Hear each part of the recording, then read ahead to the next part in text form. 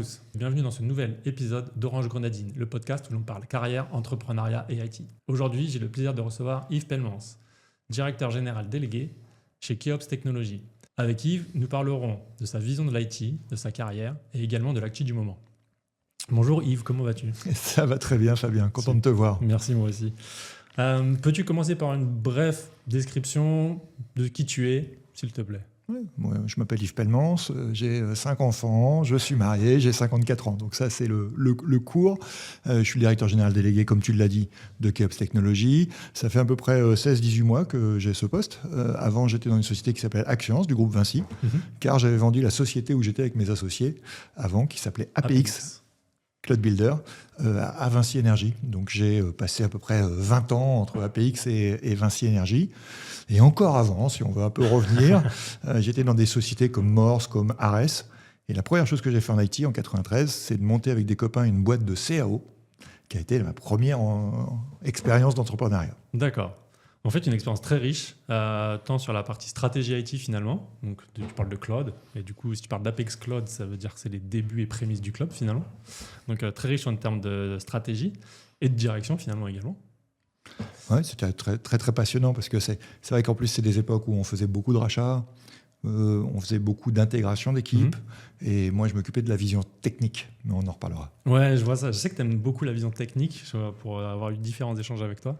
Tu as une bonne vision de ce que veut être le cloud de demain, notamment le cloud souverain, on va y revenir tout à l'heure.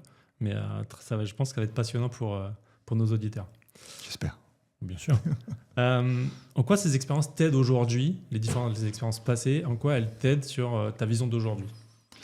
Je pense qu'il y a 3 grandes choses qui m'aident aujourd'hui. La chose, c'est que à force des années, la technologie m'a toujours paru simple, lisible et anticipable. Et puis, force est de constater qu'avec les années, on se trompe peu ou prou dans ma fonction. Moi, je viens d'un ingénieur technique traditionnel et qui faisait ce qu'on appelait l'innovation, mais qu'on n'est pas. On prend des technologies, on les industrialise pour des industriels. Et ça m'a conforté avec les années d'avoir confiance dans ma vision, de la sentir, de l'échanger, de la challenger d'ailleurs avec les équipes. Et ça, c'est ce qui me passionne. La deuxième chose qu'il y a, c'est qu'il y a des choses qui s'apprennent par contre sur le tas. Gérer des équipes, manager des équipes, partager cette vision, emmener des gens sur une vision. Emmener des gens sur la vision. Voilà, et il faut être passionné, passionnant, avec des gens passionnés et passionnants. Ouais. Donc ça, c'est la deuxième chose qu'il faut pouvoir faire. Puis la troisième, elle est plutôt liée à la croissance de nos organisations. Moi, quand j'ai commencé en 93, quand tu faisais une boîte d'IT qui faisait 1 million d'euros, qui était en francs plutôt à l'époque, tu étais déjà une belle boîte. Ouais. Aujourd'hui, quand tu fais 100 millions, tu commences à jouer. Okay. D'accord ? Donc, qu'est-ce qu'on a fait ? On a tous grandi par de la croissance organique, c'est-à-dire notre talent à faire, notre vision, des gens qui nous rejoignent, mais aussi de la croissance externe.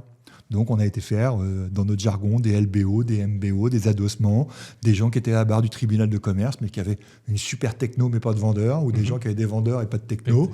Et puis, il faut inclure des équipes qui sont là, pas des équipes qu'on choisit de te rejoindre, mais des équipes que tu viens chercher. Ouais. Et ça, c'est un autre exercice. Et c'est un exercice culturel aussi, pour faire du One APX, One Axience, One Keops. Et ça, j'ai trouvé ça hyper passionnant. Mais c'est vrai que ça s'acquiert avec les années. Avec les années, oui, tout à fait. Riche expérience, du coup, en management. Donc, tu as rejoint maintenant Keops Technologies. Tu peux nous dire quelques mots sur Keops ? Enfin, en fait, on va dire beaucoup, mais qu'est-ce que ça fait ? Qui vous êtes dans l'environnement de l'écosystème IT français, voire européen, je pense. Parce que je pense que vous êtes également sur la partie européenne. Donc, est-ce que tu peux nous en dire quelques mots ? Alors, je vais te sortir les 3-4 chiffres, comme ça nous positionne. Okay. Keops, aujourd'hui, c'est 200 millions d'euros d'activité, 203 sur notre dernière fiscale. C'est aujourd'hui 12 agences en France, 3 en Suisse. Donc, tu vois, c'est pas tout à fait l'Europe, mais c'est l'Europe quand même. On va en parler juste après. Exactement. Aujourd'hui, c'est à peu près 750 personnes, un peu plus de 750 personnes. C'est une société qui fait 3 grands métiers. Un métier sur le cloud, où là, on fait du design, du think, comme on le dit aujourd'hui, du build et du run. Ça veut dire qu'on conçoit du moderne data center, du moderne edge et on le met en place. On propose des solutions de cloud privé ou de cloud hybride pour soulager nos clients sur des axes qu'ils ne veulent plus avoir à gérer en paiement à l'usage. Okay. Donc ça, c'est le cloud. On fait une deuxième axe qui est la cybersécurité, parce que ça a été un point il y a quelques années qui a été vraiment dans la grosse croissance. C'est notre hyper-croissance d'ailleurs, hein. C'est la partie qui croît le plus aujourd'hui. C'est un des deux hyper-croissances qu'il va y avoir dans ces décennies, on va dire, avec l'IA. Et ben, donc la troisième, on fait de l'IA. Alors on fait plutôt du data analytics dans mon jargon, hein. C'est-à-dire qu'on va travailler les plateformes de données, puisque tu l'auras remarqué dans ce que je viens de dire, nous on détient en partie les données des clients. Ou on les aide à la produire, c'est-à-dire qu'on leur met des infrastructures pour la produire et le stockage pour le faire, on les aide à les sauvegarder, à le protéger, à faire de la résilience, ou directement on infogère pour eux, donc on a leurs données. D'accord. Et donc on la protège, et donc à un moment donné, c'est comment la valoriser. Et donc là, on travaille les data platforms, et là on travaille avec des mots qui sont data qualité, comment augmenter la qualité de mes données, parce qu'on en reparlera aussi peut-être tout à l'heure, mais 9 projets sur 10 ne se font pas parce qu'on n'a pas de données de qualité ou pas assez de données. Donc, il faut beaucoup travailler la donnée pour avoir un bon résultat sur l'IA. Et donc, bien sûr, l'IA, et qui sont nos futurs moteurs de croissance, même si aujourd'hui, on est quand même encore dans je fais beaucoup de POC, j'hésite beaucoup, les ROI flagrants, on les met en production, mais ceux qui ne sont pas flagrants, qui sont sur des fonctions transverses, il y a beaucoup de discussions. Puis, il y a aussi une adoption des personnes et la gestion du changement. En IT, c'est le plus important. C'est dur. C'est très dur. C'est un axe qui est très dur. OK, du coup, vous êtes un acteur majeur du cloud souverain. Comment vous positionnez par rapport aux hyperscalers? Alors, c'est relativement facile parce qu'on est cloud souverain, mais hybride. Personne ne peut aujourd'hui être monolithique sur un cloud. Nos clients ont des infra on-premise, c'est ce qu'on disait. Ils ont aussi besoin de cloud privé où là, ils ont, et on va le voir avec la poussée de la souveraineté, Trump nous a beaucoup aidé à partir de du 20 janvier 2025 où il a été élu parce que l'impossible est devenu possible. Les entreprises et donc les DSI réagissent à ça. Comment je fais des contre-mesures, comment je garantis que ma donnée elle est bien à moi, elle n'est pas au Cloud Act aujourd'hui, comment je la protège, comment je fais de la réversibilité même sur mes logiciels qui sont américains et qui peuvent augmenter, et on l'a vu aujourd'hui sur des politiques d'augmentation de prix qui ont été phénoménales et sur lesquelles les entreprises doivent pouvoir le gérer.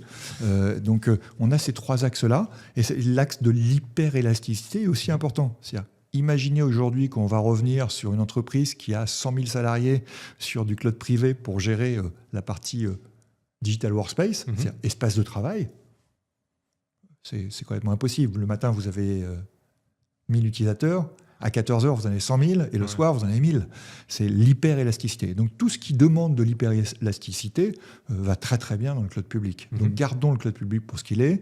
Une méthode d'accès par juste une connexion Internet, la simplification d'accès. Et l'hyperélasticité, on paye l'utilisateur. Et même si on paye un peu plus cher l'utilisateur, ce n'est pas très grave puisqu'on a l'élasticité.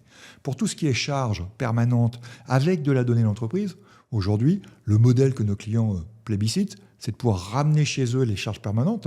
On a vu les gens avec les courbes d'adoption, le cloud first, dire on part dans le cloud public, personne ne me reprochera d'être dans le cloud public, et puis s'apercevoir que quand on reçoit la Quenta, c'est plus tout à fait la même chose. Le cloud, pas à tout prix, pas à n'importe quel prix.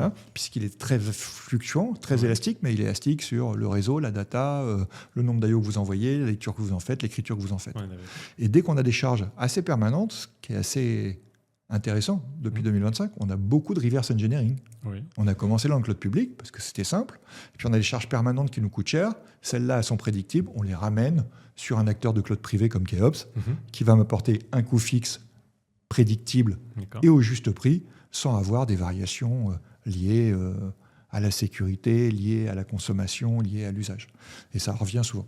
Et donc, vous rajoutez ça à la souveraineté, on s'aperçoit qu'un cloud aujourd'hui, ou qu'un système d'information, il aura toujours du on-prem, parce qu'il y a des systèmes qui ont besoin d'être on-prem, ou edge, je pense à une usine, un site de production. D'accord. On aura toujours du cloud privé, parce qu'il y a quand même aujourd'hui une vraie grosse prise de conscience de ma souveraineté, ma donnée, ma réversibilité, et mon coût. C'est un acteur de coût. Et puis il y aura toujours de l'hyperélasticité sur mes utilisateurs, où là, je veux de la simplicité, de l'hyperélasticité. Donc aujourd'hui, un système d'information, dans ma vision à moi, c'est exactement ça. D'accord. J'aime bien que tu parles de souveraineté, du coup. Tu as évoqué la partie Suisse, Europe continentale, etc., de KEOps. Vous êtes un acteur souverain du cloud. Comment ça se matérialise, en fait? Ça veut dire que vous travaillez, vous, avec vos propres data centers et vous mettez à disposition ces data centers avec tout un écosystème à l'intérieur pour les sociétés, ou vous appuyez aussi sur des hyperscalers derrière pour avancer, ou uniquement, je ne sais pas... je sais que tu es un adepte de Nutanix, par exemple, ou de VMware, des choses comme ça. Comment ça se passe? Alors, l'avantage du cloud, dès qu'on se met dans une vision cloud, qu'elle soit privée ou publique, c'est le choix. Je veux avoir le choix et on travaille tous avec les mêmes briques de Lego et on construit jamais le même système d'information. Oui, d'accord. Donc, même une boîte sur deux ne construira jamais le même système d'information. Donc, ce qu'attendent nos clients, c'est cette capacité à répondre à leurs besoins sur mesure. En gros, je veux de l'industriel et du sur mesure en même temps. Donc, à nous d'industrialiser les couches basses et de faire du sur mesure sur le vertical du client. Pour ce faire, il y a deux choses. On travaille avec les hyperscalers. On a des clients qui sont en M365, qu'on gère, qu'on administre, qui ont des plateformes Azure sur du développement, sur des tests IA qu'ils font eux-mêmes parce qu'ils sont à la phase de test, ils n'injectent pas de données métiers, d'accord. Ils veulent regarder ce que ça fait, ils vont monter une plateforme chez eux, ils ne savent même pas s'ils vont pouvoir la mettre en prod, etc. Ceux-là, on est capable de les accompagner, de les aider à designer leur plateforme, de la sécuriser au maximum, tant faire se peut, et puis de la faire parler avec leur système d'information interne, tout en protégeant la donnée, et puis leur site distant et les personnes de connecter. Donc ça, c'est la première chose. La deuxième chose, c'est qu'effectivement, nous, on a des data centers, mais on ne loue pas de data center. Notre métier, ce n'est pas d'être qu'un carrière-hôtel. Notre métier, c'est d'apporter un service. Et c'est assez étonnant, d'ailleurs, quand je suis arrivé il y a 18 mois chez Keops, la première chose que j'ai vue, c'est que notre premier métier qu'on fait, là où le client vient nous chercher, c'est pas pour dire fournissez-moi du IaaS, du PaaS, une base de données, as a service, etc. Non. On est chez le client, on fait une modernisation de son système d'information, et on va rencontrer deux grands cas. Quelqu'un qui dit bah voilà, moi j'ai du SAP, j'ai du JD Edwards, j'ai de l'Oracle Application, j'ai du Genesis, j'ai du Sage. J'ai plus d'experts. Cette partie métier, je ne veux pas avoir à gérer, je ne veux pas faire la TMA, le patch management, mais je ne veux pas le mettre dans le cloud public. D'accord. C'est mes données métiers. Mon ERP, là, si on peut parler de métier, c'est bien là qu'il est.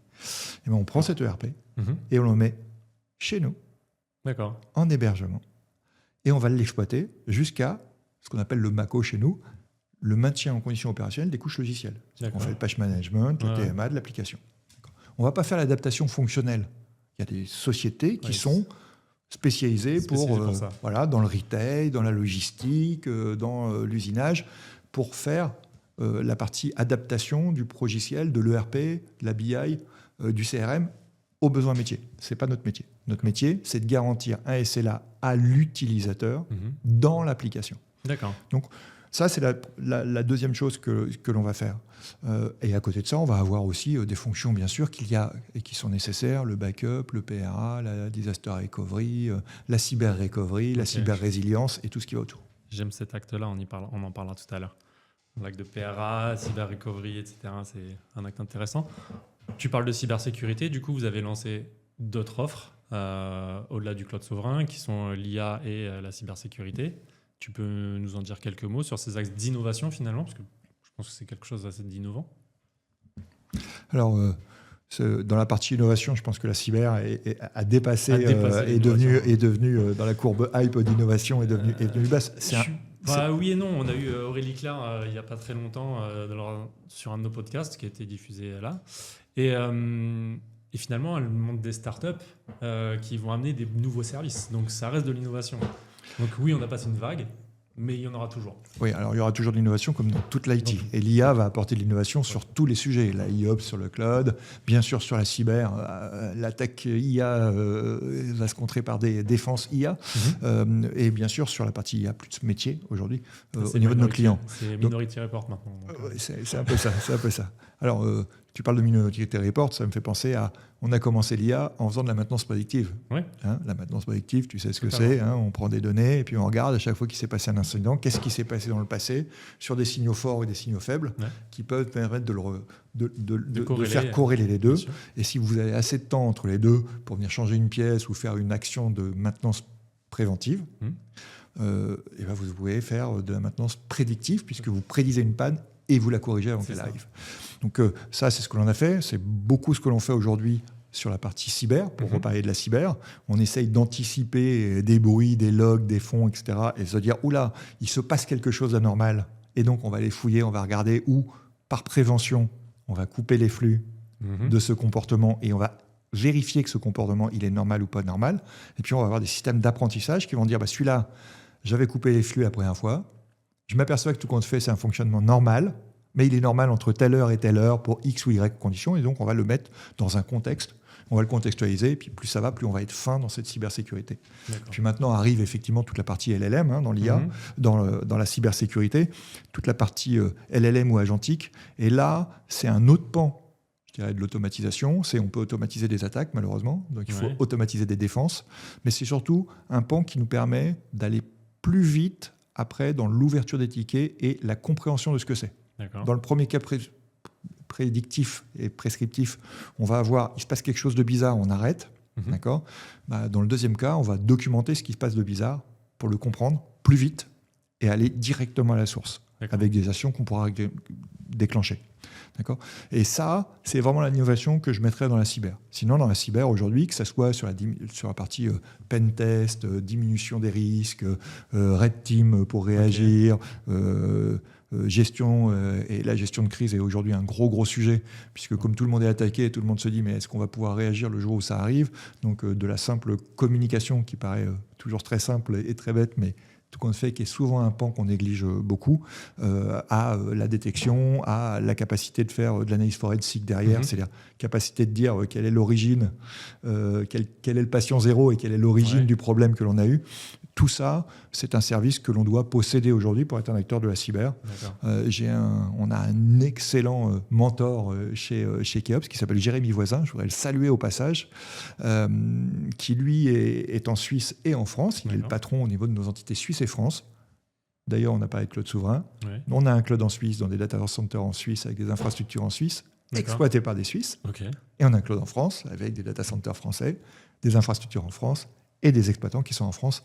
Voilà notre vision de la souveraineté, au passage. C'est important de le signaler.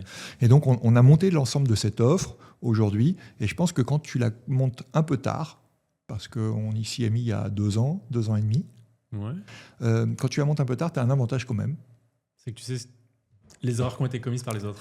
Et puis, les dernières technos sont arrivées, donc l'IA, il y a 2 ans et demi, était arrivée, et donc tout de suite, on a pensé des choses qu'on n'aurait peut-être pas pensé il y a 3 ans ou 5 ans si on avait fait de la cyber à ce moment-là. Je prends un exemple. Jérémy, avec ses équipes, ont monté un SOAR, donc de réponse à incident derrière. Il est entièrement automatisé, il s'habite entièrement sur l'IA. On a une rapidité d'exécution qui est énorme. On cible très très vite les choses. On ne l'aurait pas monté pareil si on avait dû le faire il y a 5 ans. D'accord. C'est-à-dire, du coup, vous accompagnez clairement vos clients en situation de crise cyber. Exactement. Alors, on évite la situation de crise, c'est ce qu'on veut éviter. Mais effectivement, quand il y a une situation de crise, on les accompagne complètement. On est capable de rejouer des scénarios dans l'analyse forensique pour essayer de la comprendre, pour dire aussi comment demain on se débrouille pour pas que ça arrive. Vous savez aussi, et je pense que tout le monde le sait aujourd'hui, que les plateformes d'échange de données sur incidents sont hyper importantes. Je pense qu'aujourd'hui, la cyber européenne va s'améliorer et s'améliore par exemple en France sous l'impulsion de l'ANSSI et d'autres, le C4, etc., d'organismes qui ont mis à disposition des plateformes d'échange entre nous tous pour qu'on apprenne tous des attaques et comment on va pouvoir les faire. Donc plus vous êtes ouverts, et ça c'est peut-être un conseil que je peux donner. Plus on va travailler en commun avec les gens. J'ai des amis à moi, je vois des sociétés se créer en cyber et qui font verticalement de la cyber. Au début, on a envie de défendre notre savoir-faire et je pense qu'il ne faut pas du tout. Je pense que vraiment, la cyber, c'est vraiment un métier de partage. Il faut apprendre de tous, il faut rester très humble là-dessus. Et je pense que c'est de ça que naîtra la force de tout le monde. C'est la crainte de l'entrepreneuriat. On a une idée, est-ce qu'on veut la partager avant de se la faire piquer? Tout simplement. C'est légitime. Maintenant, effectivement, je te rejoins là-dessus. On n'est jamais plus fort que quand on est tous ensemble. Dans le sport, on dit toujours, dans le sport, et même en général dans la vie, on dit toujours tout seul on va plus vite, mais ensemble on va plus loin.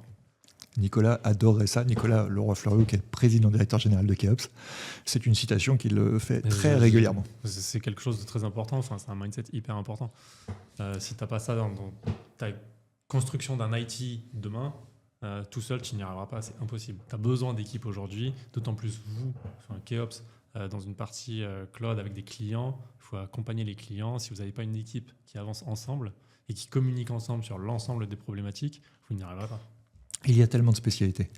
Et donc, on parlait de la deuxième innovation chez nous, qui est la partie IA. Alors, créer un modèle IA, c'est définir qu'est-ce que l'on fait dans l'IA. Nous, on l'a choisi chez Keops. Qu'est-ce que l'on fait dans l'IA? C'est relativement simple. On va avoir 2 types d'approches. La première, un cas fonctionnel qui nous arrive d'un client, on traite des cas qui sont dits transverses. Qu'est-ce qu'un cas transverse? C'est un cas, j'ai de la data, j'ai une question, je vais pouvoir répondre. Et ce modèle-là, on peut le mettre à peu près à toutes les entreprises parce que c'est un sujet que toutes les entreprises ont. Je prends la RH. Vous avez des gens, par exemple, qui sont venus nous voir en nous disant, voilà, ma RH déborde d'appels des salariés qui dit ma mutuelle, est-ce qu'elle va me rembourser ma chambre d'hôpital dans ce cas-là? Mon congé paternité, quand est-ce que je peux l'enclencher? Est-ce que combien il me reste de RTT, etc., etc. Ils nous ont dit, est-ce qu'on peut vous mettre notre SIRH, mettre de l'IA et pouvoir faire les réponses? C'est des cas d'usage très très simples. Mais ça, quand vous le faites une fois, 2 fois, 3 fois, 4 fois, on devient très très fort dans ces cas d'usage, on sait très vite les mettre. Là, ça joue sur de l'ETP, ça joue sur de combien je mets de personnes derrière pour la qualité de service, ou j'ai pas de qualité de service au niveau de ma RH parce que j'ai pas assez de personnes, mais je suis une petite entreprise, j'ai pas les moyens d'avoir assez de personnes, et je mets de la qualité de service. On ne parle pas de ROI, là. Réel, tout de suite, même si c'est le pour l'entreprise ou pour vous? Pour l'entreprise. Pour l'entreprise. Bien sûr qu'il y a toujours un ROI, mais tout compte fait, ces cas d'usage-là, on passe longtemps à l'expliquer et très peu de temps à le faire. On s'aperçoit qu'il nous faut beaucoup d'éducation pour le faire. Donc, ce n'est pas les cas d'usage les plus rentables, mais si tout de suite, les uns et les autres, on n'arrive pas à faire cette évangélisation, à faire travailler les gens avec, à prendre conscience de ce qu'ils peuvent en faire et comment ils peuvent l'en faire, on n'aura pas la gestion du changement, les entreprises françaises seront en retard. Et c'est pour ça aussi que ces cas d'usage-là, nous, on les prend relativement facilement, parce qu'on peut, après, avec cette expérience, aller encore plus vite sur le déploiement, montrer très vite ce que ça donne, et dire, vous embêtez pas avec un cas comme ça, on peut très très vite vous montrer que c'est fonctionnel, ça marche très vite, on ne réinvente pas, le modèle de LLM est simple, on peut changer le modèle quand il y a un nouveau moteur qui arrive, mais tout compte fait, c'est simple. Vous prenez ça sur la RH, vous prenez ça sur le risque financier, vous prenez ça sur le risque juridique, vous prenez ça sur des appels d'offres avec des clients qui nous disent, quel que soit mon métier, j'en ai des appels d'offres, donc on me demande un plan d'assurance sécurité, un plan d'assurance qualité, un RACI de responsabilité, on me demande un questionnaire RGPD, on me demande un questionnaire RSSI, etc., etc., qui prennent énormément de temps, qui sont hyper importants. Là, qu'est-ce qu'on fait? On prend les données de l'entreprise. Dans les données de l'entreprise, on a en général la philosophie de la prise de risque qu'ils veulent. Je prends un exemple, j'ai pas mal travaillé avec le groupe Vinci. D'accord. Vinci, et si je prends son concurrent Eiffage, n'a pas la même façon de répondre à un chantier ou à un autre, suivant le risque qu'elle maîtrise ou qu'elle maîtrise moins par rapport à un questionnaire. Par exemple, je sais que Vinci, c'est un grand tunnelier. Le grand tunnelier, c'est prendre des risques sur son tunnel parce qu'elle maîtrise parfaitement son tunnel. Je ne dis pas que Eiffage, ce n'est pas le cas, mais voilà. Donc, on met la philosophie de l'entreprise. Ils vont souvent se faire un partenariat entre eux pour partager les lots, mais c'est un autre sujet. Et après, le monde est fait de partenariats. Mais tout ça pour vous dire que si on fait un modèle de réponse à un risque financier, à un risque juridique, à de l'analyse juridique, ce modèle-là, en mettant les données de l'entreprise dans ce qu'on appelle un RAG, on va avoir la philosophie d'entreprise aux réponses, on va faire la réponse au questionnaire, et la partie service juridique n'aura qu'à relier et dire est-ce que c'est conforme ou pas conforme, ou est-ce que là la question a bien ou pas bien été comprise, et dans ce cas-là, je vais refaire la réponse qui va à nouveau réalimenter ce RAG. Donc ça va très très vite à mettre en place. Il y a un gain de qualité et de temps qui est juste énorme. En plus, avec des nouvelles contraintes qu'on n'avait pas avant. C'est-à-dire qu'aujourd'hui, quand vous regardez les questionnaires RGPD, sécurité, PAS, PAQ qu'on vous demande, vous pouvez avoir 300 questions pour un appel d'offres lié à 3 serveurs, un stockage, une intégration d'un VMware ou... En plus, vous êtes bien contraint au PAS, je pense. Vous devez répondre à différentes normes en plus. Donc exactement. Je pense que ça a d'abord été monté pour vous dans un premier temps, et vous avez dû vous dire pourquoi pas l'étendre à nos partenaires. C'est exactement ça. Prenez les normes 27000, HDS, etc. Et vous apercevez qu'il y a beaucoup de questions qui permettent à un client de voir si on est crédible ou pas, et la façon dont on a de le traiter, parce qu'on est tous différents. Nos entreprises sont toutes coopétiteurs, peuvent être associés, mais sont aussi différentes dans leur ADN. Et c'est ça qui permet de le mesurer. Donc il faut avoir les bonnes réponses quand même. D'accord. Voilà. Et donc ça, ça c'est la première façon d'avancer. Donc on fait un cas d'usage. Au lieu de le faire payer au token, parce que c'est comme si un cloud privé, on faisait payer à la bande passante, ça n'existe pas. Les VCPU, giga de mémoire, disque, c'est pareil, on s'est dit, on ne va pas faire payer au token. Ce qu'on sait faire, c'est que comme on définit un cas d'usage avec le client, avec ce client, on sait lui dire quel est le poids d'un utilisateur moyen et prendre l'engagement sur un certain nombre d'utilisateurs au forfait. Et donc ça aide beaucoup nos clients qui ont vu tellement de dérapages aujourd'hui sur la plateforme de LLM que ça les rassure. Donc le LLM, il est souverain d'un seul coup parce qu'on va le mettre en place chez nous, sur nos plateformes, etc. Donc ça, c'est la première façon de le faire. La deuxième, c'est des gens qui ont fait plein de cas d'usage et qui disent à un moment donné, justement, mes coûts explosent parce que je suis sur ChatGPT, je suis sur Gemini. Google, Gemini, je suis sur un autre moteur et mes coûts explosent, je n'arrive pas à le maîtriser. Deuxièmement, j'ai 3, 4, 5 projets aujourd'hui avec des gens qui développent avec des PC à 15 000 € le PC, des cartes GPU qu'il leur faut, etc. Comment je fais pour rationaliser mon coût, le maîtriser et augmenter mon adoption et faire plus de projets? Parce qu'on s'aperçoit que l'IA, c'est quand même pas un énorme projet, il faut y aller par petits projets, un quick win, et on fait un quick win, 2 quick win, 3 quick win, 4 quick win.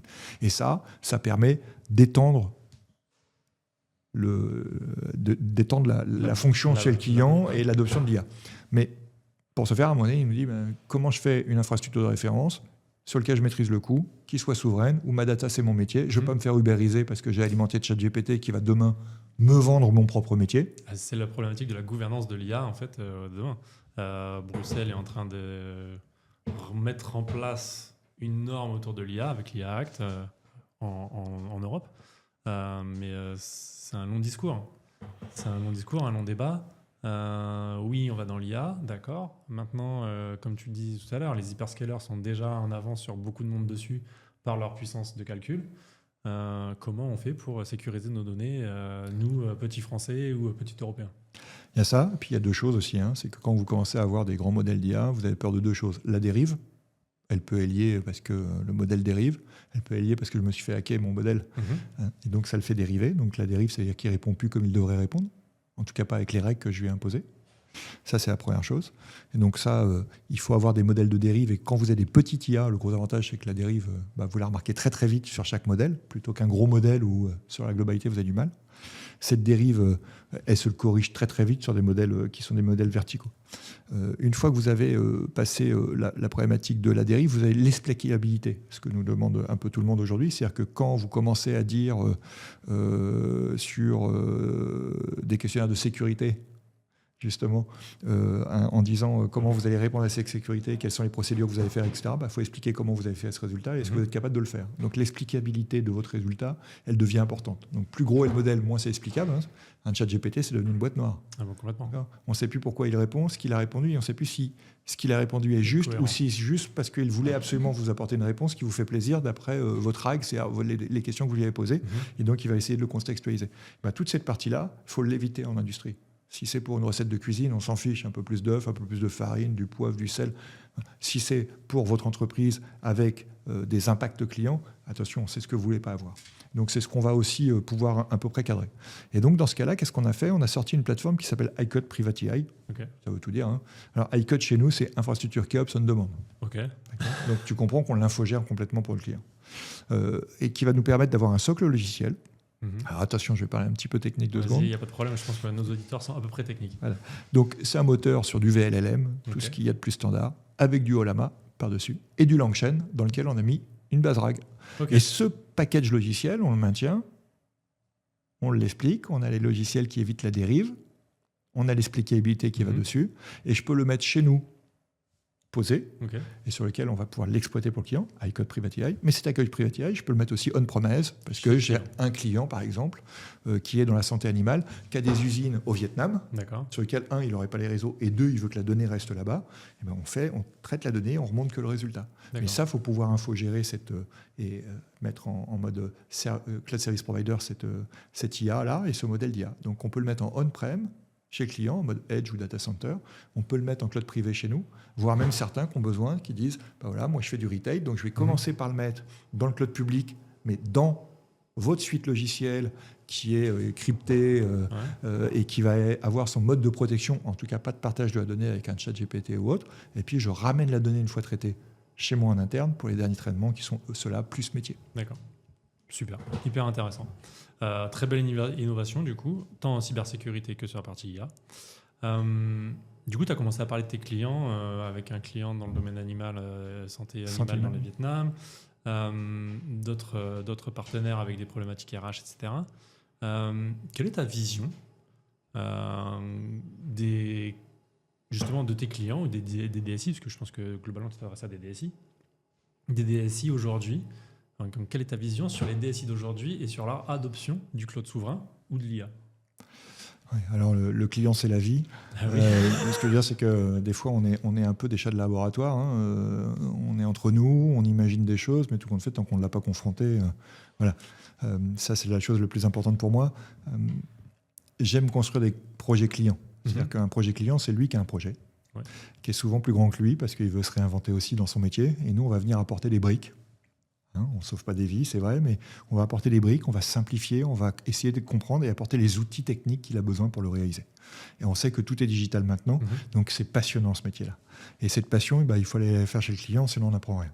Donc ça, c'est la première des choses. Ma deuxième vision, c'est que nos clients, ils ont tous conscience que le digital, c'est leur vie maintenant. C'est leur vie. Ils doivent aujourd'hui digitaliser l'intégralité de leur process.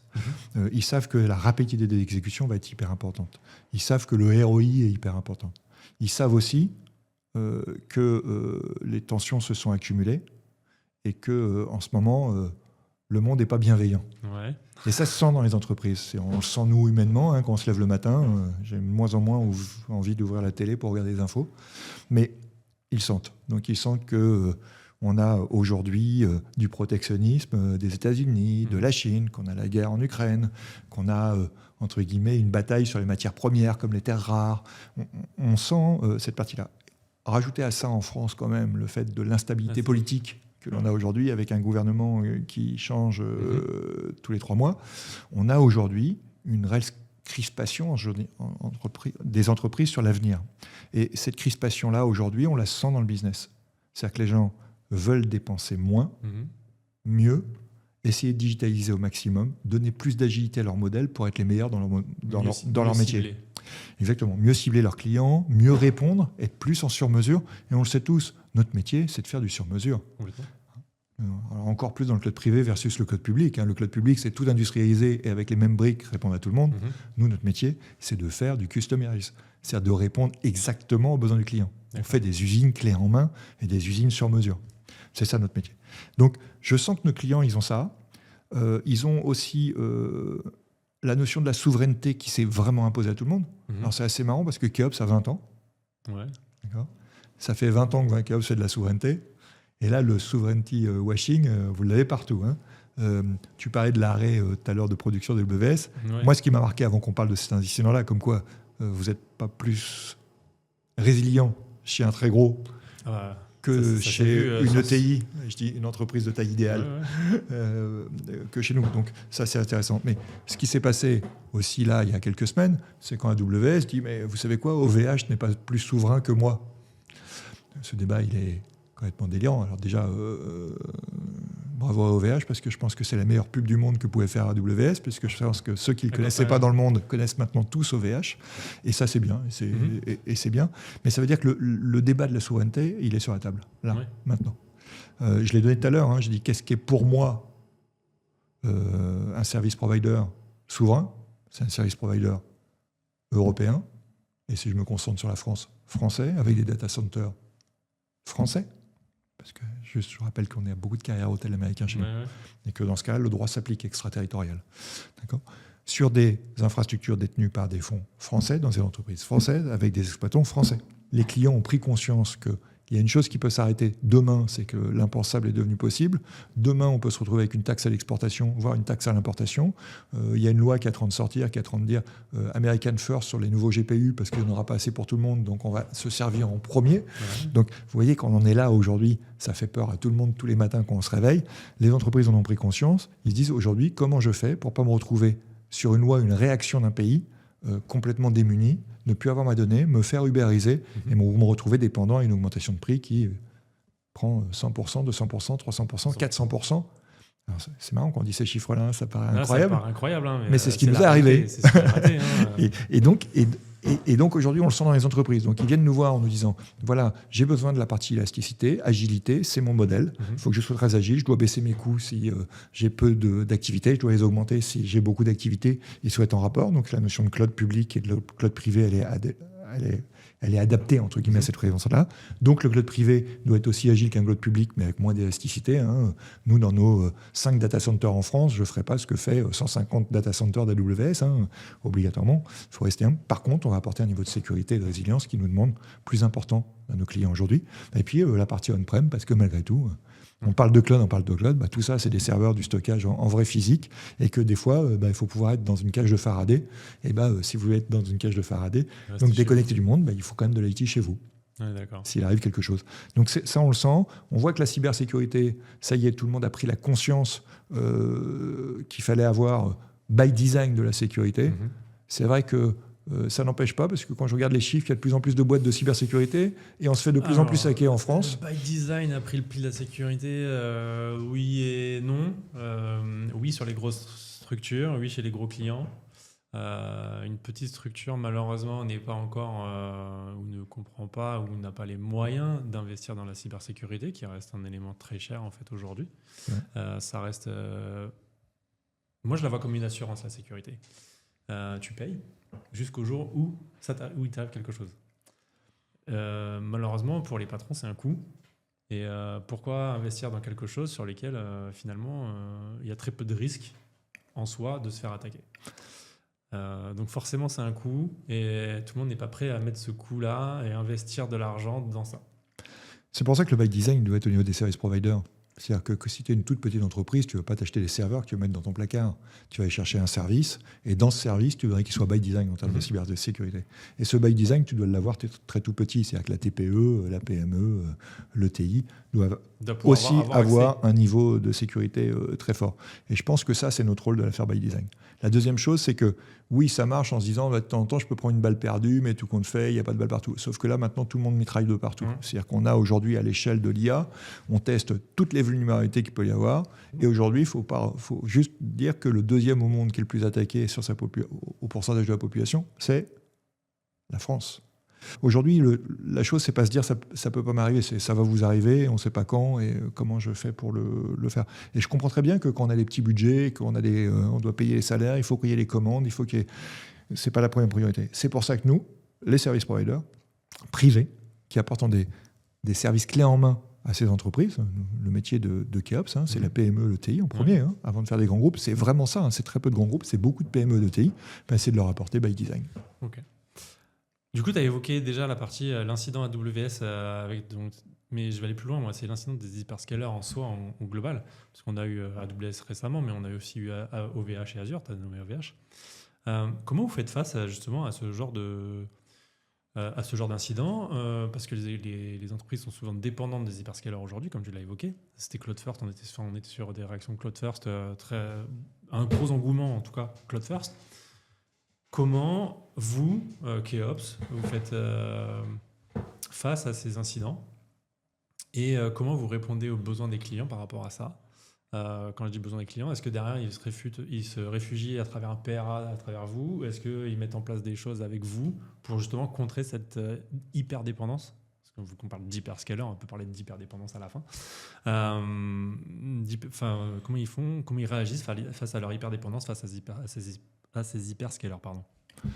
Alors, c'est relativement simple. Je pense qu'il y a deux choses qu'il faut remettre dans le débat. La première chose, c'est que la plupart des clients qui consommaient ou qui consomment aujourd'hui de l'OVH, de l'Azure, de la AWS, comme on a des prix qui sont assez forts avec beaucoup de fluctuations sur la consommation, essayent de payer le minimum. Et par défaut, comme on vous dit qu'on est OVH, qu'on est Azure et qu'on est AWS, on imagine que de base, en by design, j'ai un PRA, en by design, j'ai une sauvegarde, en by design, truc.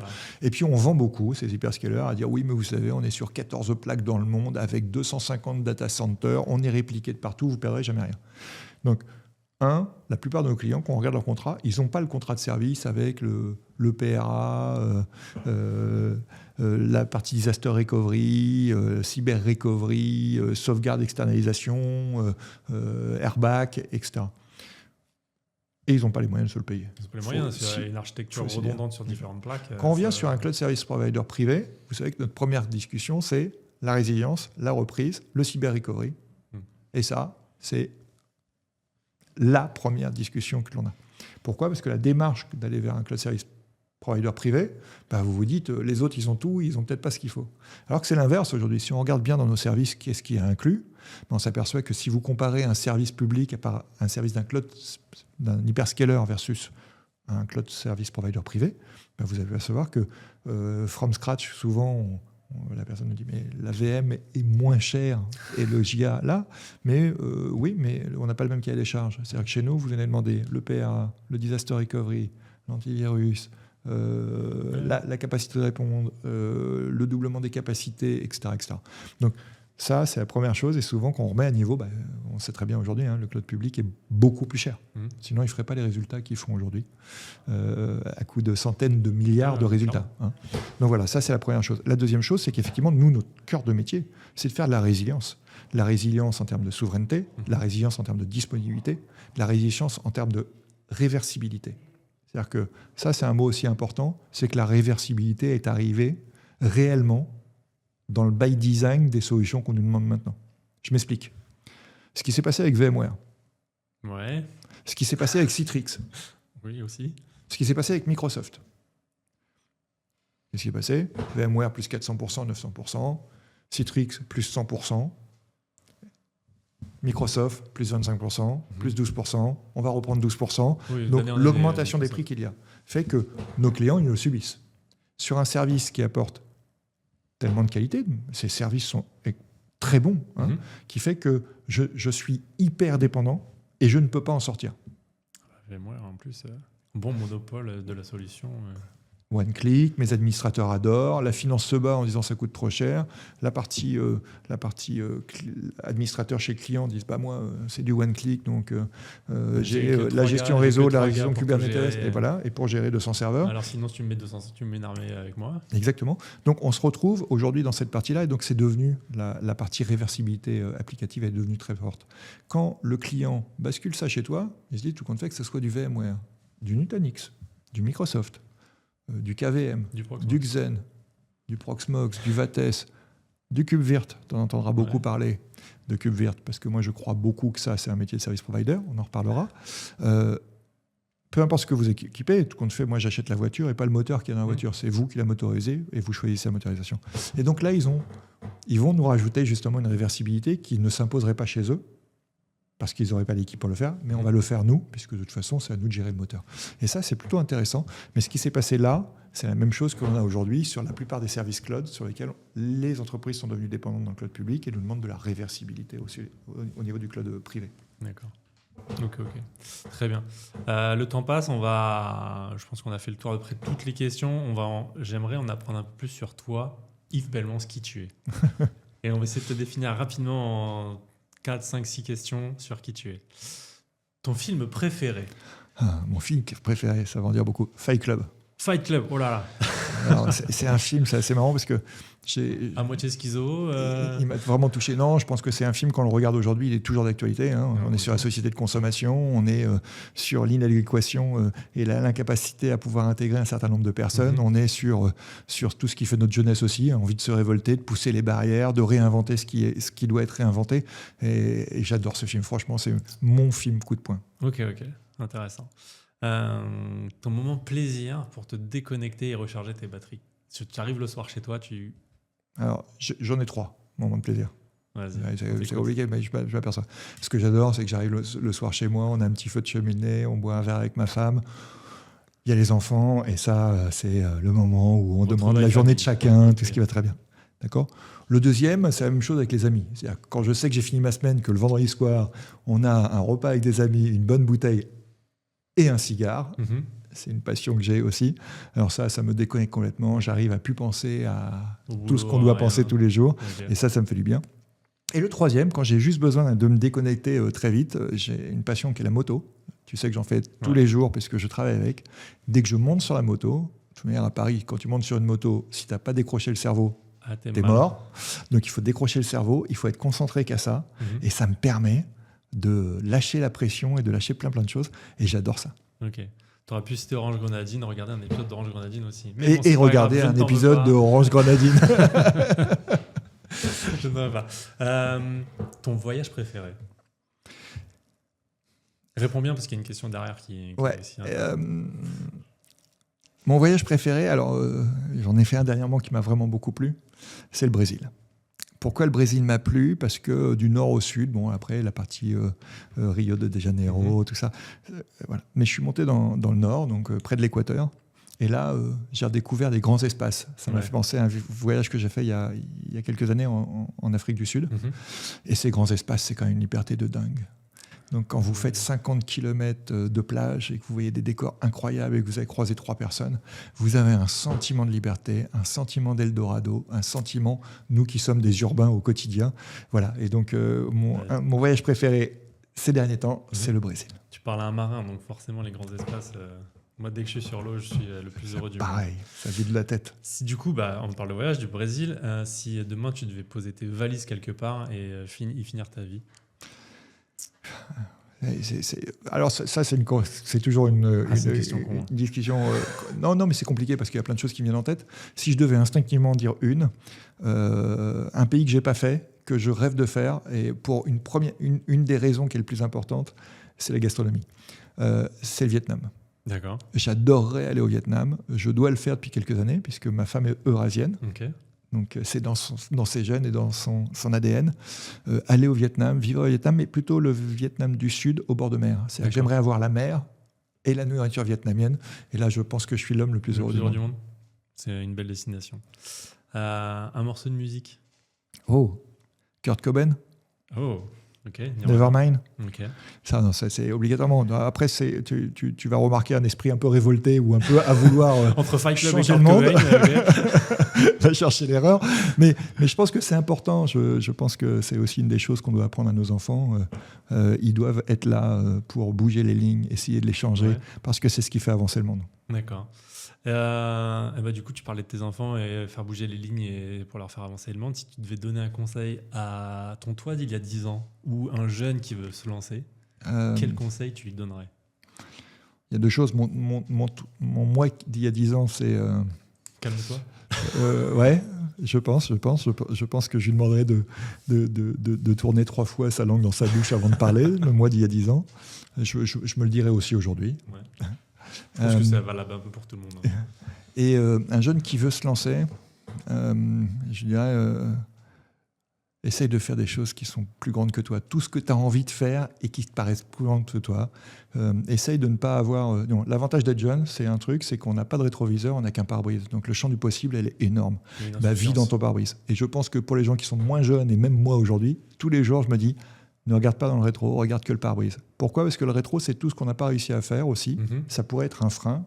Et si on prend notre expérience, elle est hyper importante, hyper enrichissante pour faire les choses différemment, mais des fois, elle peut nous freiner en se disant « j'ai pas réussi à faire ça 3 fois, donc à la 4e fois, j'irai pas ». Eh bien si, il faut y aller à la 4e fois, il faut y aller comme si la page a été neuve. Ouais. Et je pense que c'est super important. C'est-à-dire qu'on n'a pas trouvé comment le faire, mais ça ne veut pas dire que c'est impossible. Ouais, j'ai pas cette vision-là. Moi, j'ai la vision du sommet, en fait, où tu atteins ton premier sommet. Tu vas redescendre forcément parce que tu es arrivé à un sommet et finalement le sommet d'après il est encore plus haut. Donc j'ai pas de problème à regarder dans mon rétro finalement. Et on peut reprendre aussi les petits sommets entre les deux. Ouais, c'est pas un problème. Mais j'aime bien la notion de qu'on construise des choses plus grandes que soi, parce que quand on construit des choses plus grandes que soi, on le fait aussi en équipe. Tu parlais tout à l'heure de tout seul et à plusieurs. Moi, tout seul, la performance individuelle, oui, mais c'est pas celle qui m'attire. Celle qui m'attire, c'est la performance collective pour faire des choses plus grandes que moi dans les métiers que je connais pas. L'IT est passionnante pour ça. C'est ce que tu as dit en introduction, finalement. C'est vraiment ce côté rassembler les gens, le choc de culture quand vous avez fait des intégrations de société, les intégrer eux-mêmes pour les ramener sur ta vision. Effectivement, on sent que tu as ce côté managérial en toi qui veut emmener les gens et embarquer les gens dans une vision. Et la vision du succès, pourquoi pas. Oui, avec grand plaisir, mais je pense qu'il y a en général, tu n'as pas une vision tout seul, tu as une vision collective. Et donc, Yves Pellemans n'a jamais créé une vision et emmené les gens sur sa vision. Non, on a créé ensemble des visions, on a échangé, on a regardé, on a trouvé, on a fait des choix ensemble collectivement, puis après on les a appliqués tous ensemble. Et je pense que ça, c'est une bonne recette. Ouais. Je pense que c'est le bon mot de la fin. Ouais. Merci. Et puis, il faut se faire plaisir surtout. Merci Fabien, tu as été top. Et puis, j'avais très hâte de faire ça avec toi. Et merci pour la proposition. Merci bien.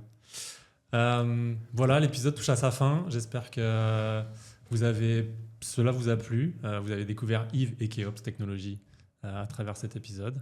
On va revenir les prochaines semaines, prochains mois sur d'autres personnes, d'autres personnalités qui seront tout aussi innovantes, intéressantes et qui vous donneront envie de nous regarder encore plus. Merci, à bientôt.